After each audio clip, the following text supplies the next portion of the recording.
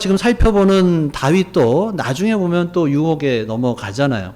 아무리 신앙이 좋아도 또 아무리 지금 은혜를 많이 받고 성령 충만해도 조금만 방심하면 우리는 유혹에 걸려들 가능성이 아주 높은, 아니 어떻게 보면 틀림없이 유혹에 넘어갈 사람들이다라고 하는 거죠. 그러니까 우리가 할 일은 나는 괜찮아 라고 할 것이 아니라 이 오디세이처럼 나보다 강한 것에 나를 꽉 붙들어 매야 하는 거죠.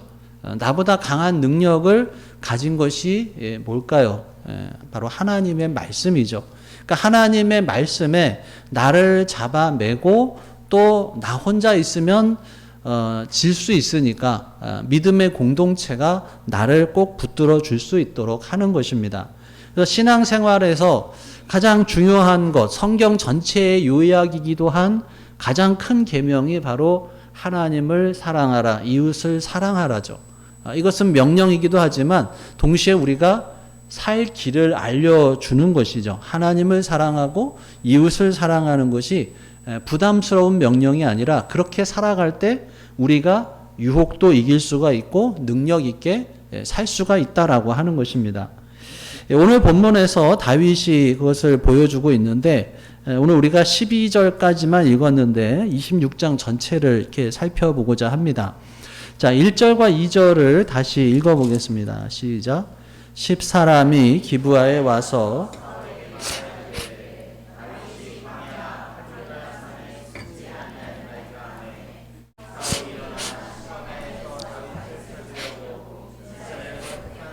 삼천명과 함께 10광야로 내려가서 우리가 지난주에 살펴봤던 말씀에 이어서 오늘도 비슷한 장면이 나와요. 지난번에 엔게디 굴 속에서 다윗의 손에 사울이 죽을 수도 있었는데 다윗이 살려준 것을 기억하고 그러면 사울이 좀 마음을 돌이켜야 마땅하죠. 그런데 안타깝게도 그렇게 하지 않아요. 사람은 이렇게 약하다는 거예요. 우리가 지난주에 본 것처럼 큰 감동을 받고 눈물을 흘리면서 결단을 했는데 또 잡아 죽이겠다고 지금 쫓아오고 있는 거예요.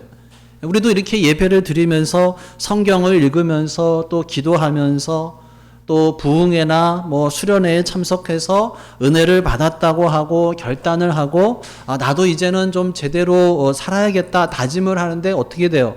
상황이 조금만 바뀌면 다시 옛날의 모습들이 나오죠. 내가 요번에는 성경을 좀 제대로 읽어야겠다. 한 번도 제대로 읽은 적 없는데 올해는 성경 한번 읽어야겠다. 그렇게 하면서 시작을 하다가 또 바빠지고 여러 가지 일들이 생기니까 그냥 내년에 또 해야지 이렇게 되는 경우가 있어요. 그래서 저희가 작년부터 어떻게 해요? 카톡으로 이렇게 방을 만들어서 일도 그날 성경을 읽은 사람은 이렇게 방에 올리도록 하죠. 이 다 같이 하니까 그나마 또 이게 가능하게 되는 거예요. 또 기도도 어때요? 올해는 좀 새벽 기도 좀 해봐야겠다. 일주일에 한 번은 나가야겠다라고 했는데 좀 어떻게 돼요? 피곤하면 다음 주도 있으니까 하고 또 미루는 거예요. 그러니까 감동을 받고 결단을 했는데 막상 하려니까 잘 안 되는 경우가 많다라고 하는 거예요. 그러니까 큰 결심을 하는 것은 아주 귀한 일이에요. 그렇지만은 그것으로는 충분하지가 않습니다. 한 번, 두 번 은혜를 경험하고 기쁨을 누린 것으로 충분하지가 않아요. 계속해서 우리는 은혜를 받아야 되고 계속 결단을 해야 되고 계속 실천을 해야 됩니다. 여러분, 입맛이 좋다고 하루 종일 엄청난 양의 음식을 먹고 정말 배부르다. 이제는 평생 안 먹어도 되겠다. 하고서 그 다음부터 안 먹는 사람 없죠. 아주 경치가 좋은 산에 가서 하루 종일 신선한 공기를 마시고 나서는 좋다. 신선한 공기 이제 실컷 마셨으니까 이제부터는 숨도 안 쉬고 살아야겠다. 이런 분 없잖아요. 그러니까 말씀이라고 하는 것은 영적인 양식이에요. 기도는 영적인 호흡이라고 하죠. 그러니까 우리가 양식을 한 번에 엄청나게 먹고 그 다음부터는 안 먹는 게 아니라 꾸준히 매일매일 먹죠. 영적인 양식도 꾸준히 매일 먹는 거예요. 호흡도 어때요? 한 번에 한꺼번에 다 하고 안 하는 게 아니라 계속 해나가잖아요. 그래야 살 수가 있습니다.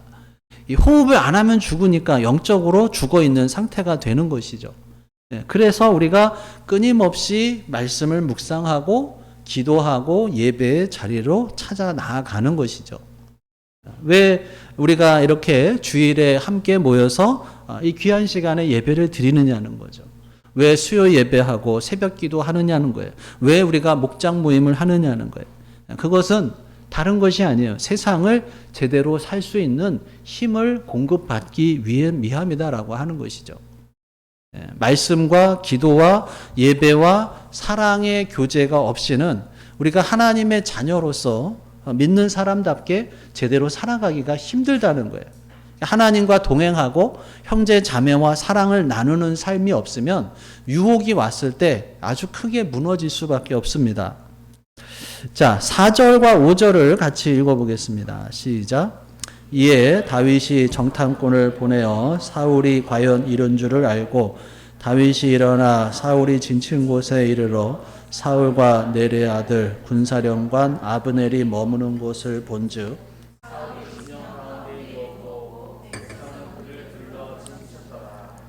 다윗이 직접 사울의 진으로 들어가요. 그래서 보니까 사울이 진영 가운데 누웠고 군사들이 그를 둘러 진을 치고 있는 것이 눈에 보입니다. 자, 그래서 8절 읽겠습니다. 시작. 아비새가 다윗에게 이르되 하나님이 오늘 당신의 원수를 당신의 손에 넘기셨나이다. 그러므로 청하오니 내가 창으로 그를 찔러서 단번에 땅에 꽂게 하소서. 내가 그를 2번 찌를 것이 없으리이다 하니. 화면을 봐주시면 다음 화면이요. 아비새는 다윗에게 하나님께서 원수를 다윗의 손에 붙이셨다라고 해석을 해요. 하나님이 기회를 주셨다는 거죠. 지난번에 다윗이 기회가 왔을 때 뭐라 그래요?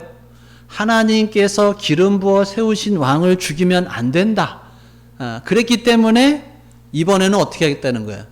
자기가 죽이겠다는 거예요. 그러니까 다윗이 사울을 죽인 거는 내 뜻이 아니라 나는 사울을 살려주려고 했는데 그런데 내 부하가 내 뜻과는 상관없이 사울을 죽였다. 미안하게 됐다. 여러분 이렇게 하면은 문제가 해결이 되나요? 해결이 안 되죠. 근데 솔직히 살다 보면 그런 식으로 될 때가 많은 것을 봐요. 아이들을 키울 때 보면 그런 애들끼리 이제 얘기를 하다가 싸움이 나가지고 이렇게 얘기를 들어보면 그래요. 뭐 얘가 날 때리라고 했어요. 때려도 된다고 그랬어요. 그래서 자기가 때렸다는 거예요. 아니 가만히 생각해 보면 얘가 때려도 된다고 그래서 때렸는데 얘가 우는 거예요. 그러니까 자기 책임이 아니라는 거예요. 근데 가만히 우리가 생각해 보면 아니 때리라고 했어도 때리고 안 때리고는 누가 결정하는 거예요. 결국은 내가 결정하는 거죠. 근데 내가 결정한 거를 이 사람한테 얘가 때려도 된다고 했어요 하면서 책임을 전가를 하고 있는 거죠. 그런 식으로는 해결이 되지를 않죠. 마찬가지예요. 다윗도 자기 부하가 죽이겠다고 하는데 그거를 그냥 냅두고서 내 뜻이 아니었다 이렇게 말하는 것은 해결이 되지를 않죠. 그런데 뭐 그렇게 자기가 직접 하지 않고 다른 손으로 일을 저지르고 나서 나는 몰랐다 이렇게 발을 빼거나 이렇게 책임을 회피하는 경우가 참 많아요. 특히 뭐 정치인이나 또는 대기업 경영자들이 그렇게 하는 경우가 많은데 다윗은 그렇게 하지 않습니다. 자, 9절 읽겠습니다. 시작. 다윗이 아비새에게 이르되 죽이지 말라. 누구든지 손을 들어 여호와의 기름 부음을 받은 자를 치면 죄가 없겠느냐. 다윗은 하나님께서 기름 부어 세우신 사람을 죽이는 것은 죄라고 말을 해요. 자, 그리고 10절과 11절 읽겠습니다. 시작. 다윗이 또 이르되 여호와께서 살아계심을 두고 맹세하노니 여호와께서 그를 치시리니 혹은 죽을 날이 이르거나 또는 전장에 나가서 망하리라. 내가 손을 들어 여호와의 기름 부음 받은 자를 치는 것을 여호와께서 금하시나니 너는 그의 머리 곁에 있는 창과 물병만 가지고 가자 하고. 예. 자, 다윗은 어떻게 해요? 아비새의 말을 결국에는 거절을 하죠. 여러분, 고구마와 사이다의 이야기를 아시나요? 고구마와 사이다 혹시 모르시나요? 우리가 보다가 드라마나 이런 걸 보다가 진짜 가슴이 답답해지는 경우가 있잖아요. 아, 이럴 때 좀 주인공이 한바탕 딱 해주면 좋겠는데 그냥 주인공이 꾹꾹 참고 있어요. 그러면은 뭐라고 그래요? 고구마 한 10개는 먹은 것 같다 그러잖아요. 그러다가 주인공이 마침내 뭔가를 팍 터트리면 뭐라 그래요? 아, 사이다 마신 것 같이 시원하다 이러잖아요. 예, 다윗의 이런 모습을 보면 진짜 어떻게 보면 고구마를 10개 먹은 것 같이 참 답답하죠. 이런 좋은 기회가 왔는데 자기가 도망 다니는 것을 끝낼 기회가 왔는데 지난번에도 그러고 이번에는 부하가 자기가 직접 하겠다고 하는데도 그것을 금합니다. 근데 왜 그랬느냐? 이 10절 11절 말씀을 보면 다윗은 하나님께서 살아 계시기 때문에 사울을 병들어 죽게 하시든지 전쟁터에서 죽게 하실 것이기 때문에 자신은 결코 하나님께서 기름 부어 세우신 사울을 죽이지 않겠다고 말을 해요. 그러니까 하나님이 세우신 사람은 하나님이 알아서 처리하실 것이다. 이런 믿음이 있었어요. 자, 다윗의 부하는 뭐라 그래요? 아비새는 이거는 하나님께서 다윗에게 원수를 제거하라고 주신 기회입니다. 이렇게 해석을 해요. 누가 봐도 그렇게 해석할 수 있어요. 그런데 다윗은 하나님께서 사울을 죽이라고 자신에게 두 번째로 주신 기회가 아니라 그와 반대로 하나님께서 다윗을 이렇게 사랑하시고 지켜주고 계시다. 이렇게 해석을 해요. 여러분, 우리가 세상을 살아가면서 여러 가지 일들을 보면서 살아가는데 어떤 것이 옳은 길일까요? 무언가를 선택을 해야 할 때 어떤 것이 옳은 선택일까요?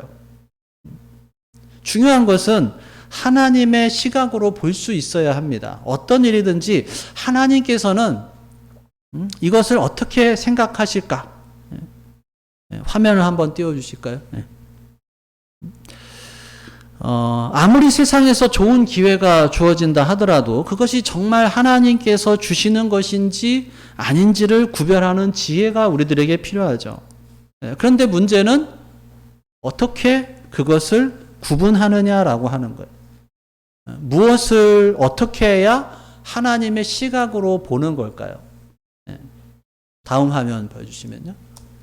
자, 하나님이 주시는 기회는 우리가 여러 가지를 생각할 수 있겠지만 특별히 그 중에 하나는 자, 괄호가 있는데 뭘까요? 하나님과 이웃과의 관계가 세워지는 방향으로 간다는 거예요. 하나님께서 주시는 기회는 하나님과의 관계도 세워지고 이웃과의 관계도 세워지는 방향으로 가요. 그래서 하나님과의 관계, 이웃과의 관계가 깨지는지 세워지는지를 보면 이게 하나님으로부터 온 건지 아닌지를 어느 정도 판가름할 수가 있어요. 그러니까 하나님을 믿는 우리들의 기준은 관계여야 되는 거예요. 하나님과의 관계, 이웃과의 관계, 이게 깨지느냐 세워지느냐를 보면 이게 하나님으로부터 온 건지 아닌지를 판단할 수가 있는 거예요. 자, 12절을 같이 읽겠습니다. 시작. 다윗이 사울의 머리 곁에서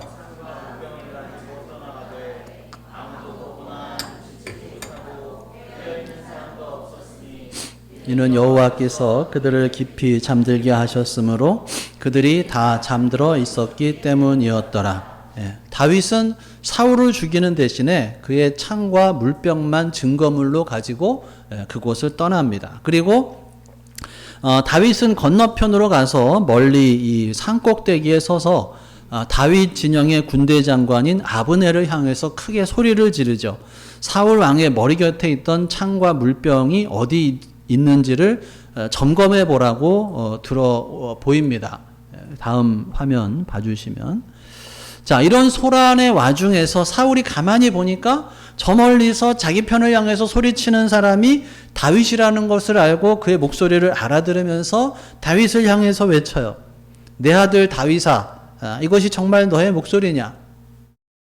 자, 이때 다윗이 뭐라 그래요? 이 내용이 참 중요한데요. 자, 18절에서 20절까지 같이 읽어보겠습니다. 시작. 또 이르되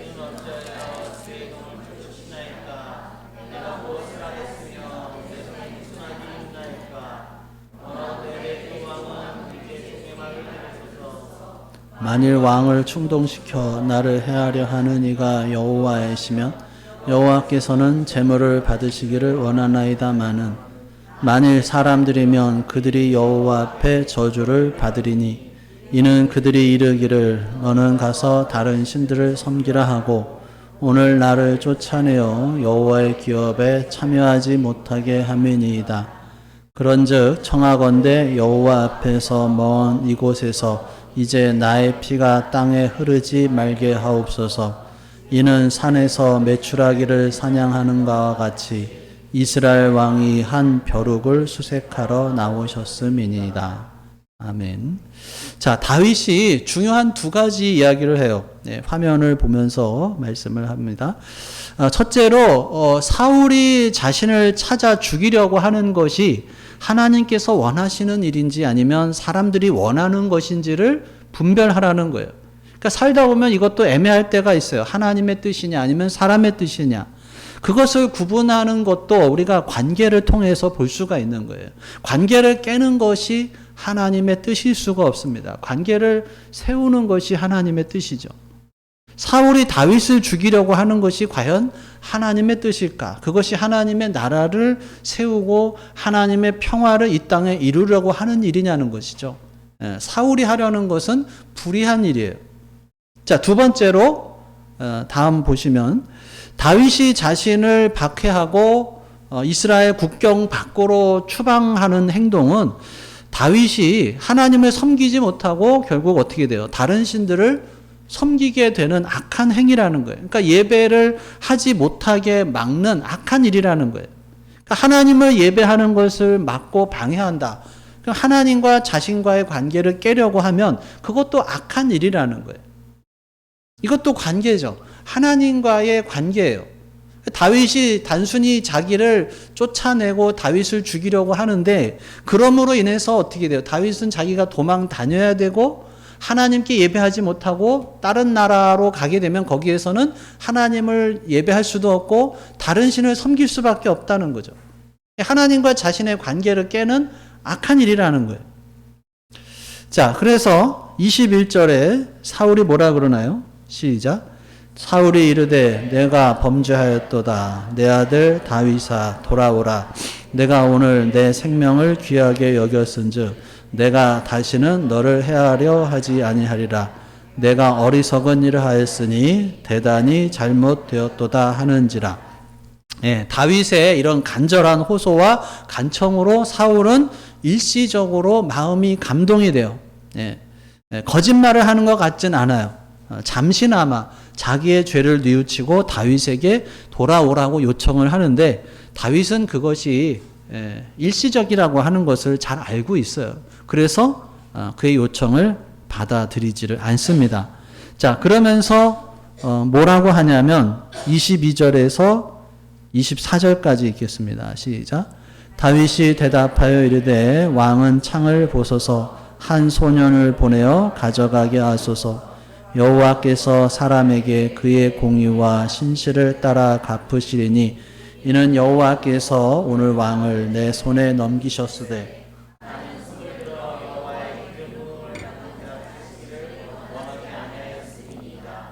오늘 왕의 생명을 내가 중히 여긴 것 같이 내 생명을 여호와께서 중히 여기셔서 모든 환난에서 나를 구하여 내시기를 바라나이다 하니라. 다윗은 다시금 다윗과 사울 사이에 하나님께서 직접 판단해 주시도록 하나님을 의뢰하고 있죠. 주님께서 공의와 신실을 따라서 갚으실 것을 확신하면서 자기가 사울 왕을 친히 해치지 않은 이유를 여기서 말하는데, 그것은 뭐예요? 하나님을 전적으로 신뢰하기 때문이다라고 하는 거예요. 하나님께서 갚아주실 것이라고 하는 이 믿음이야말로 다윗이 사울에게 직접 보복하는 것을 막아주고 있는 것이죠. 자, 그래서 다윗의 말에 감동을 받은 사울은 다시 한번 다윗을 축복해 줍니다. 자, 25절 시작. 사울이 다윗에게 이르되 내 아들 다윗아 내게 복이 있을지로다. 내가 큰 일을 행하겠고 반드시 승리를 얻으리라 하니라. 다윗은 자기 길로 가고 사울은 자기 곳으로 돌아가니라.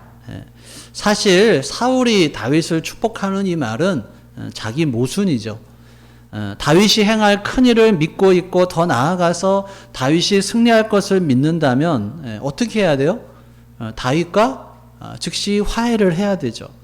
굳이 다윗의 대적이 될 필요가 없죠. 자기가 다윗의 대적인데 다윗이 승리하면 자기가 지는 거죠. 그러니까 말과 행동이 전혀 맞지를 않습니다. 이 사울과 다윗은 화해 없이 헤어지죠. 사울에게 진정성이 없었기 때문에 그래요. 사울은 스스로 왕위에서 물러나서 다윗에게 왕위를 넘겨주거나 아니면 다윗을 다시는 추격하지 않겠다는 맹세를 했어야 되는데, 그러니까 사울의 말이 진심이 아니었다는 거예요. 사울은 그냥 자신의 길을 갑니다. 그 후에도 사울은 여전히 다윗에게 왕위를 넘겨주지 않고 그를 죽일 기회를 노리고 있어요. 나중에 또 27장에 가면 또 다윗을 추격하려고 하는데 블레셋으로 갔다는 말을 듣고 그냥 포기합니다.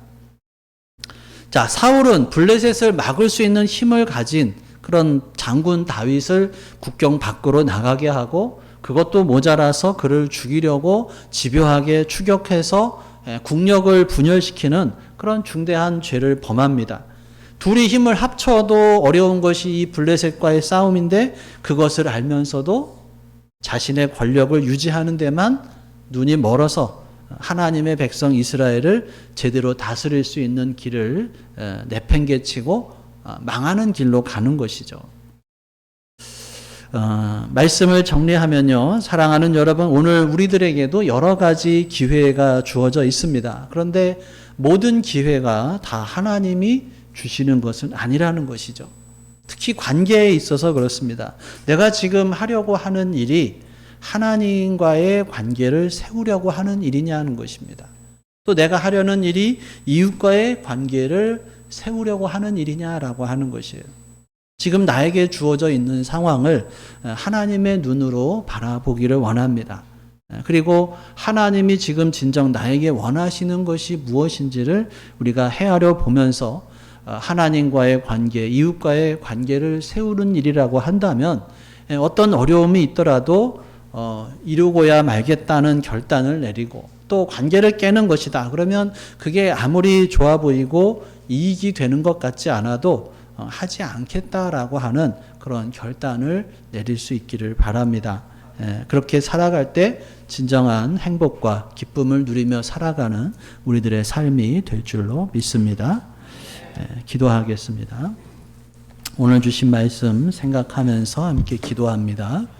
나에게 주신 말씀이 무엇이었는지, 또 내가 붙잡아야 할 말씀, 또 내가 순종할 말씀, 또 나는 갈등이 있을 때 그 관계를 어떻게 만들어 가고 있는지, 정말 내 마음속에 복수의 마음과 유혹이 있다면 내가 무엇을 해야 하는지 다시 한번 우리 마음속에 계시는 성령 하나님의 음성에 귀를 기울여 보겠습니다.